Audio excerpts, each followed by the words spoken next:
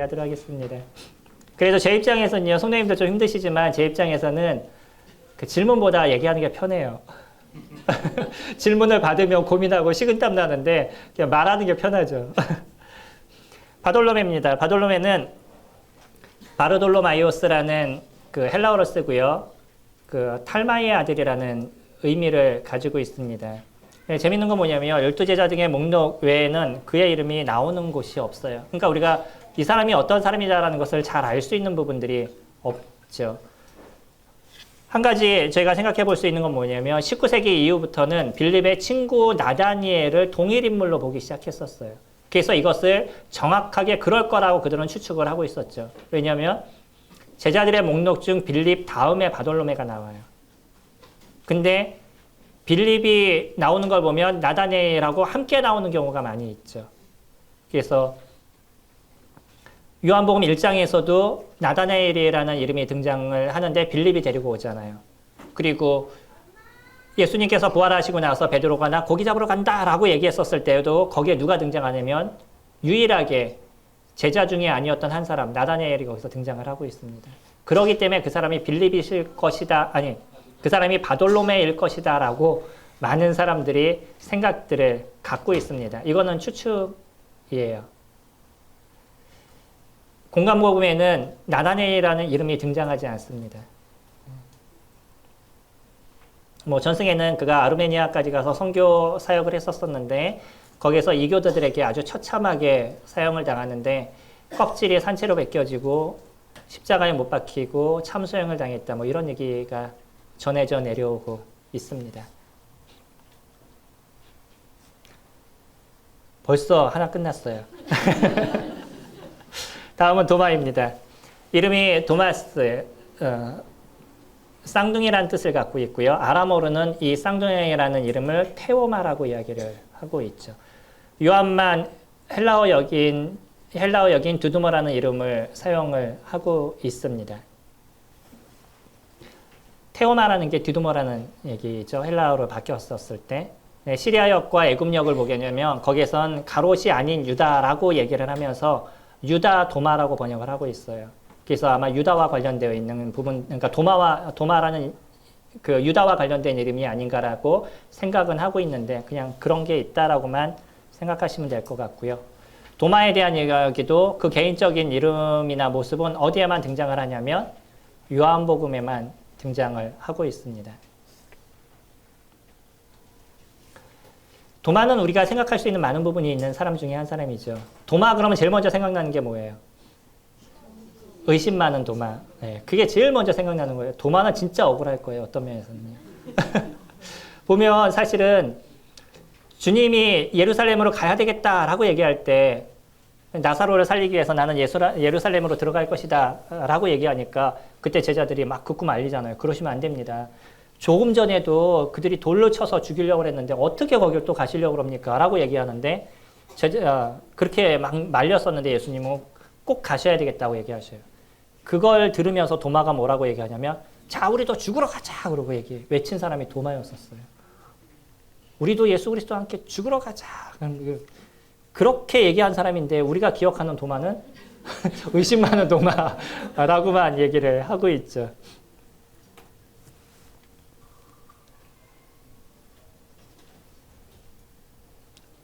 그리고 아까 이제 빌립과 잠깐 같이 나오는 것 중에 하나가 뭐냐면 주님이 너희도 내가 있는 그곳으로 올 것이다 라고 얘기했었을 때 그때 도마가 뭐라고 얘기하냐면 주님이 가시는 길이 어딘지 모르는데 내가 어떻게 거기를 가겠습니까? 라고 다시 한번 질문을 하죠.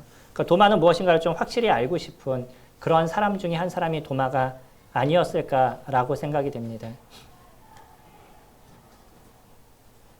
그러다가 다음에 등장하는 게 어디였냐면 그게 예수님이 부활하시는 그런 모습이었죠. 예수님이 계시지 않는 곳에 제자들이 있는 곳에 도마가 없었었는데 그곳에 예수님이 나타나셨죠. 그 얘기를 도마가 듣고 나서는 한 얘기가 내가 그 옆구리에 손을 넣어보고 그 못자국에 손을 넣어봐야지만 믿겠다라고 얘기하죠. 근데 그런 사람에게 예수님이 직접 나타나셨어요. 주님이 그가 갖고 있는 의심을 해결해 주시는 모습을 보죠. 그런 예수님을 보면서 도마가 했던 그 고백이 주는 그리스도시여 살아계신 하나님, 나의 주 나의 하나님이십니다 라고 얘기를 하죠. 당신은 나의 주입니다. 당신은 나의 하나님입니다. 진정한 고백이 거기서 나오고 있어요. 예수님이 부활하시는 모습, 예수님과 그동안 오랫동안 다니면서 예수님이 하셨던 이 땅에 오신 메시아임에 대한 어떤 증거, 기적들 이런 것을 다 체험했음에도 불구하고 그가 갖고 있는 무엇인가 해결되지 못한 부분이 있었었는데 예수님이 부활하시는 모습을 딱 보는 순간에 그가 했던 게 나의 주님이시여 나의 하나님이십니다 라는 고백이에요.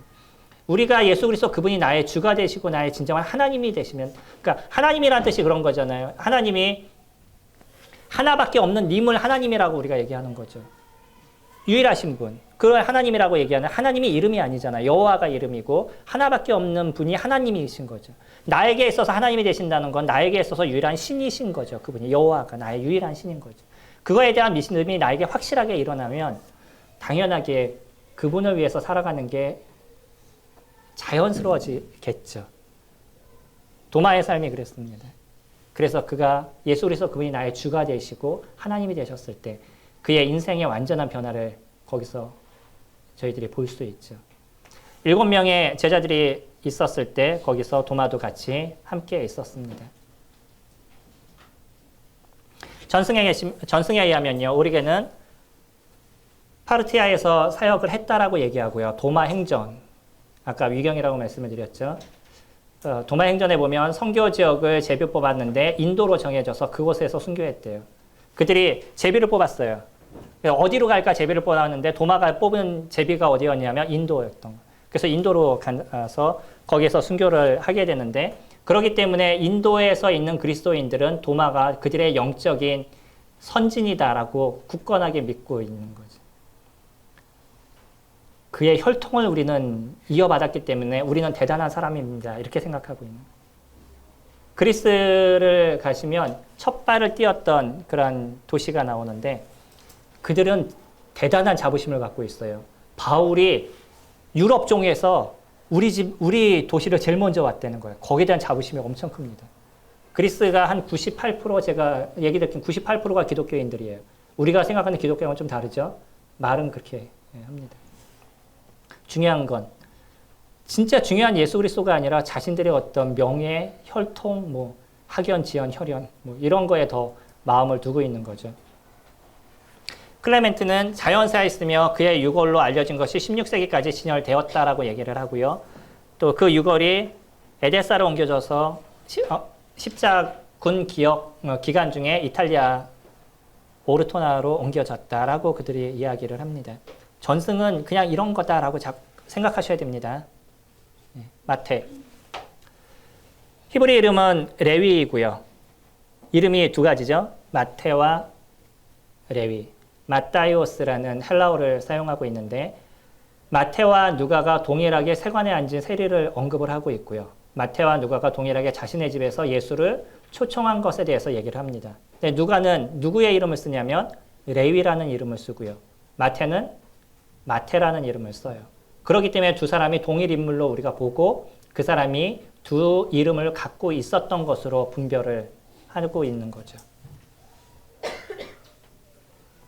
아버지의 이름은 알페오고요.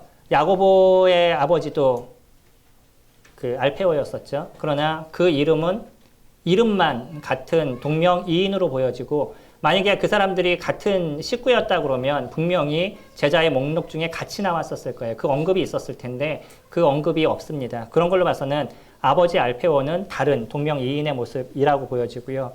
그의 직업이 세리였습니다. 예수님이 이 땅에 오셔서 하셨던 일이 가장 연약한 사람들과 같이 하셨잖아요. 아프고 상처받고 창기, 세리 이런 분과 함께 하셨던 게 예수님이시죠. 유대인들이 절대 구원받을 수 없는 두 부류가 있다라고 자신들이 생각하고 있었어요. 그 두 부류가 있습니다. 누군지 아셔요? 네. 창기하고 세리입니다. 이 두 부류는 절대 구원받을 수 없다라고 그들이 믿었는데 예수님은 그런 사람들과 같이 하셨어요. 이러한 세리였던 마태를 들어서 주님께서 그를 사용하시고요.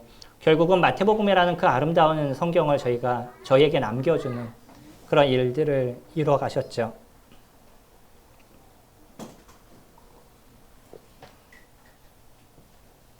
그는 세관에 앉아있다 예수님의 부르심을 받았었고요. 그리고 부르심을 받고 나서 자신의 친구들을 모아놓고 그리고 예수님과 같이 식사를 했어요. 예수님이 세리와 함께 있는 것도 힘든데 그러한 세리를 자신을 불러줬으면 자기만 가면 되는데 다른 세리까지 다 모아놓고서는 그 자리에 예수님을 또 불러요. 잘한 것일까요? 못한 것일까요? 그의 입장에서는 더 많은 사람에게 그리스도를 보여줄 수 있는 그런 마음을 갖기를 원했던 거죠. 아름다움의 모습을 저희들이 볼 수 있고요. 마태복음에서 보면 자신을 언급할 때 뭐라고 얘기하냐면 세리마태라고 얘기를 합니다. 다른 서신서에서는 그렇게 나오지 않아요. 12 제자의 이름이 쭉 등장할 때 마태를 얘기하면서 세리라고 얘기하지 않는데 마태만이 그렇게 얘기를 하고 있어요. 그러니까 자기가 자기를 표현하는 거죠. 나는 이런 연약한 사람이었습니다. 라는 표현을 마태가 해주고 있어요. 마태복음을 그가 집필하게 되는데 저자에 대한 견해를 보면 파피아스, 이레니우스 지금까지 계속 들으면서 비슷한 이름 한 사람 나오죠. 계속. 예, 이레니우스. 이제 이 사람은 이런 사람이 있었구나라는 거는 저희가 기억할 수 있겠죠. 파피아스는 마태가 히브리어로 된 예언을 집필했다라고 그가 언급을 해주고 있고요. 이레니우스는 마태는 자신의 방언으로 히브리인에게 복음서를 썼다라고 얘기를 합니다. 대상이 다르다라고 말씀을 드렸죠. 사복음서. 마태는 누구에게 썼다고요? 예, 유대인들에게. 마가는 로마인들에게. 누가는 헬라인들에게. 요한은 이방인들에게. 예, 대상이 좀 달랐죠. 다른 제자들도요. 마태복음에 있는 내용들을 많이 인용했었음을 봅니다.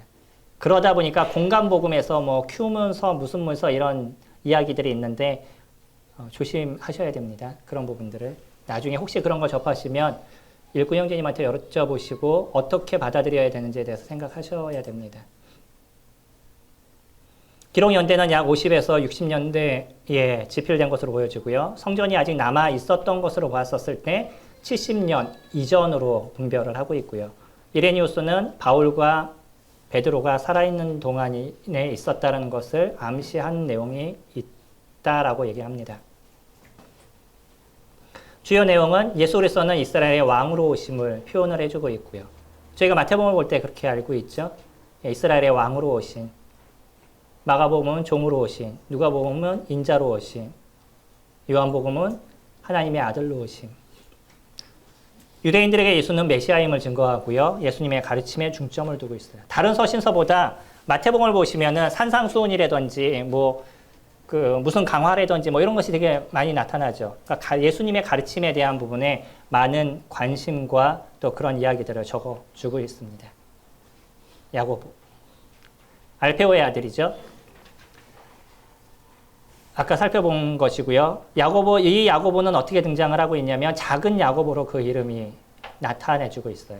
이 작다라는 표현에서 보면 어떤 분은 작다라고 얘기했기 때문에 그 사람의 키가 작거나 몸무게가 작을 거라고 얘기를 하고요. 어떤 분은 영양적으로 좀 작기 때문에 작았다라고 얘기를 합니다. 그게 어떤 부분에 있어서 작은 야고보가 됐는지는 모르지만 그냥 그렇게 불렸다는 것만 우리가 생각할 수 있으면 되겠죠. 가족은 아버지는 알페오고요. 어머니는 마리아인 것으로 보여지고 형제는 요셉, 때로는 요세라고도 이름이 쓰여집니다. 저희가 아까 막 살펴볼 때 나왔었어가지고 기억하시는 분은 조금 기억하실 겁니다. 야고보에 대한 것도 이후로는 별로 알려진 것이 없습니다. 너무 좋죠. 알려진 게 없으니까 빨리빨리 끝나고. 다데오. 헬라어로는 마타이오스라고 쓰여지고 있고요. 킹제임스 버전은 마태복음 10장 3절을 다데오라는 별명을 가진 렛바오로 되어 있습니다. 대부분 원문 비평가들은 다데오로 해독하려고 그러고요. 렛바오는 서방 사본의 영향을 받은 것으로 이렇게 보여지는데 그렇게 생각하실 수는 있으면 좋고요.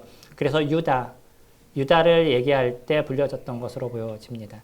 마태복음 목록에는 다데오로 나오고요. 누가복음 목록에는 뭐라고 나오면 유다라고 이름이 등장을 하죠. 그래서 가룟 유다의 영향으로 유다라는 이름은 아마 인기가 없어서 유다라는 이름을 뺐던 것으로 생각을 갖고 있습니다. 한번 생각해 보셔요. 예수님을 판 자의 이름이 유다예요. 근데 내 이름이 유다야. 그 이름을 적어놓고 싶겠어요? 적어놓기 싫겠어요? 그리고 또 어떤 사람한테 얘기하려고 그러는데 이 사람이 만약에 뭐 유다 누구라고 얘기한다 그러면 그걸 굳이 얘기하려고 그러겠어요? 뒤에 있는 이름만 얘기하겠어요? 아마 그랬을 것이다 라고 생각하고 있는 것입니다. 아버지는 우리가 살펴본 것처럼 야고보고요. 예수님이 제자들에게 자신을 나타내시나 세상에 나타내지 않는 이유에 대해서 질문을 하게 됩니다. 왜 우리에게는 이런 것을 보이시고 나타내시는데 세상에는 나타내지 않으시나요? 라고 그랬더니 아는 사람들은 더 많이 알 거지만 그러지 못하는 사람은 모를 거다라고 얘기하시죠. 우리에게 하나님의 말씀을 더 많이 알려주시는 건 우리에게 주어진 은혜가 더 많은 것이죠. 성도님들에게 진짜 감사가 되는 건 주님의 말씀을 더 많이 들으실 수 있고 아실 수 있고 깨달을 수 있는 은혜를 하나님이 저희들에게 지금 주고 계신다는 거예요. 모르는 분들은 전승의 제롬은 에데사의 왕에게 선교사로 파송됐다라고 얘기하고요. 유세비우스 같은 경우는 70인 중에 한 사람으로 보았는데 그만큼 조금 유명한 사람으로 생각을 갖고 있는 거죠. 유대인들의 어떤 사람들이 70인들이 모여있는 그러한 무리들이 있죠. 사내들린이라고. 12번째 시몬을 저희가 살펴보면요. 시몬에 대해서는 가나안인이라는 것 외에 알려진 것이 없어요.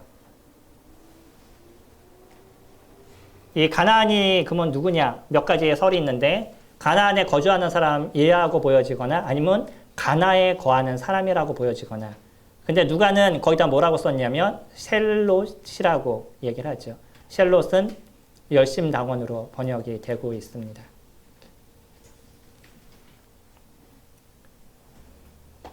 열심당원은요. 요세푸스가 얘기하기에 네 번째 철학이라고 얘기할 정도로 그들이 갖고 있는 신념이 상당히 강력했다라는 것을 볼 수 있죠. 그래서 AD 6년 유다에 의해서 창립이 됐고요. 그의 아들에 의해서 그것이 계승이 돼 나가게 되는데 이방인에게 공세를 바치는 것에 대해서 반대를 했어요. 그래서 공세를 바치는 걸 그들이 반대하면서 봉기가 일어나게 되는 거죠. 그래서 싸움을 싸우게 되는데 셋째 아들 무나임이라는 사람이 그 반로마 전쟁을 주도하게 되고 66년부터 67년까지 전쟁에 능동적으로 그 활동을 합니다. 저희들이 알고 있는 마지막 그 마사다로 유명해 있는 그러한 일들이 이들이 했던 그 마지막 모습이었죠. 그들은 나름대로 하나님을 위해서 그들의 인생을 바치는 삶을 그들이 살아갔던 것이죠.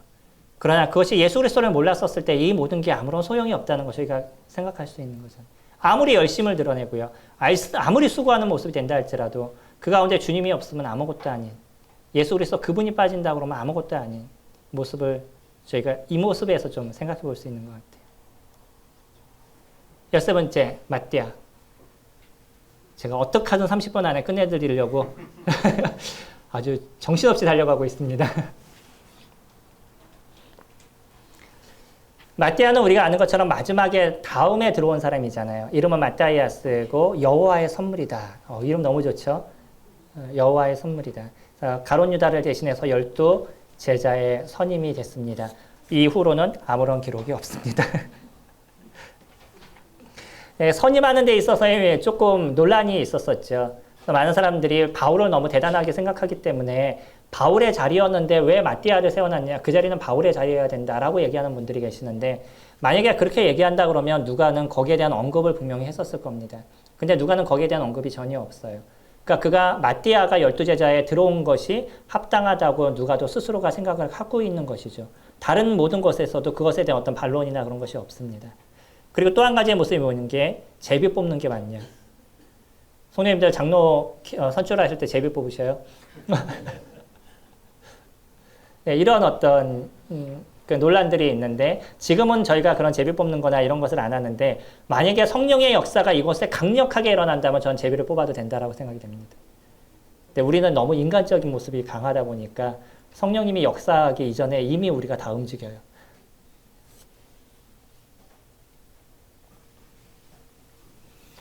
유세비우스도 70인 중에 한 명이 맞대었다라고 얘기를 하면서 그가 12제자에 들어오는 것이 합당하다라고 얘기를 해주고 있습니다. 이제 마지막 가룟 유다입니다.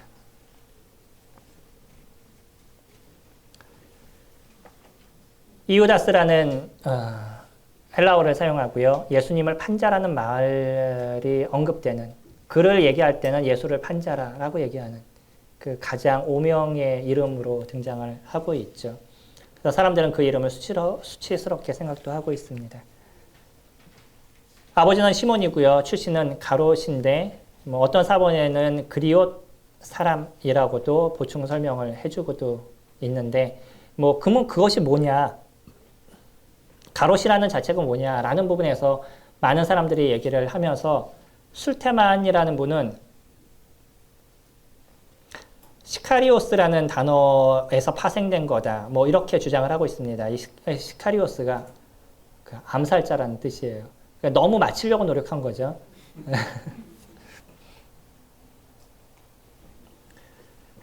그가 돈을 사랑했습니다. 그러나 아까 말씀드린 것처럼 가롯 유다가 돈을 관리할 만큼의 능력이 있었던 사람이었다는 거예요. 회계를 잘하던 아니면 돈 관리를 잘하던 그 무엇인가를 하고 있었던 사람이에요. 좋은 능력을 갖고 있었었는데 문제는 뭐냐면 그의 관심이 자기가 갖고 있는 좋은 능력으로 주님께 쓸 수 있으면 좋을 텐데 그걸 갖고서는 자기의 이익을 추구하는 데 마음을 썼다는 거죠. 이게 엄청난 차이를 가져가고 있습니다. 공금을 횡령하게 되고요. 어떤 사람이 옥합을 깨트려서 주님께 드리는 모습을 보면서 붕괴하는, 저거를 갖고 가난한 사람들에게 줬으면 좋겠다, 왜 저걸 함부로 저렇게 쓰냐라고 얘기하는데 막상 저게 돈깨에 들어왔으면 내가 가질 텐데 이런 생각을 한 거잖아요. 얼마나 합리화를 시켜요, 사람들이요. 우리가 딴 사람을 얘기할 때도 저 사람이 이렇게 해야 되는데 라고 얘기하는데 때로는 내 이익을 위해서 그런 얘기를 할 때가 있죠. 물질은 귀한 것입니다. 그러나 그 물질을 어떻게 쓰느냐는 진짜 중요한 거죠. 우리에게 중요한 물질을 어떻게 사용할 수 있느냐. 쉬운 얘기는 아닌데 예전에 들었던 이제 얘기 중에 하나가 선교사로 가셨던 형제님이 그런 얘기를 하시더라고요. 어떤 지역에 갔는데 장로시래요. 근데 그분이 어떤 일을 하냐면 그 깡통 같은 거 이렇게 잘라가지고 그걸 피면은 후라이팬처럼 쓸 수 있는 그런 게 되나 봐요. 그래서 그걸 만들어서 판대요. 그럼 그걸 하루에 몇 개 만들 수 있냐 그러면 열 몇 개 정도 만들 수 있다 그런대요. 근데 그러면 몇 개 만드냐 그랬더니 하루에 2개만 만들어요. 그래서 형제님이 생각할 때 이 사람 되게 게으른 사람이다 라고 생각했는데 이분이 하는 얘기가 뭐냐면 난 2개면 오늘 먹고 살게 충분합니다. 이렇게 얘기해요. 그래서 2개만 만들어서 그걸 팔고 나머지는 복음을 위해서 산다. 그렇게 얘기하신다는 거. 생각의 차이가 되게 크죠.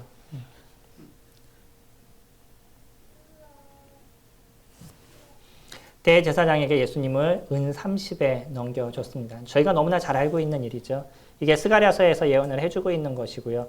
은 30의 가치가 어느 정도 되느냐라는 것이 조금 여러 논란들이 있지만 그냥 우리가 소스로 조금 알 수 있는 것 중에 하나는 출애굽기 21장에 들어있는 소에 치여서 죽었던 여종이나 남종, 거기에 대한 대가를 얼마를 쳐줬냐면 은 30세겔을 쳐줬어요. 그 정도로 이 은 30이라는 금액 자체가 하찮은 것이라고 저희들이 보일 수 있는 거죠. 물론 실의 차이가 너무 크기 때문에 그 금액이 어느 정도라고 얘기하는 건 좀 어려움에 대한 부분은 있을 겁니다. 주님은 그를 뭐라고 얘기하냐면요. 예수님은 그를 멸망의 자식이다라고 언급하고 있어요. 그리고 누가복음에서는 그에게 사단이 들어갔다 이렇게 표현하고 있죠. 우리한테 사단이 들어왔어요. 얼마나 역겹겠어요. 근데 사람들이 사단과 함께 살아가는 걸 즐거워해요. 크리스마스 이브만 되면 너무나 즐거워하죠. 어떤 친구가 저한테 와가지고 선생님 제 크리스마스인데 여자친구도 없고요. 아니, 크리스마스 이브인데 자기가 여자친구 있는 게 무슨 상관이에요. 크리스마스 이브면 누구 생일이에요? 예수님 생일인데 네가 왜 난리야? 가장 술이 많이 팔리는 때가 크리스마스 이브입니다. 가장 성범죄가 많이 일어날 때가 크리스마스 이브예요. 너무 아이러니하지 않아요? 그때가 예수님이 태어난 날이고 안 날이고 그걸 떠나서 우리가 그냥 예수 그리스도가 태어나신 그날이라고 생각했었을 때 그때 그분을 찬양하고 높일 수 있는 그런 시간이 되어야 되는데 오히려 그 시간에 가장 많은 범죄가 이루어지고 있는 게 지금 현실에 대한 모습입니다. 네 안에 사단이 있어 그럼 되게 싫어하잖아요. 근데 우리는 사단하고 같이 노는 걸 즐거워해요.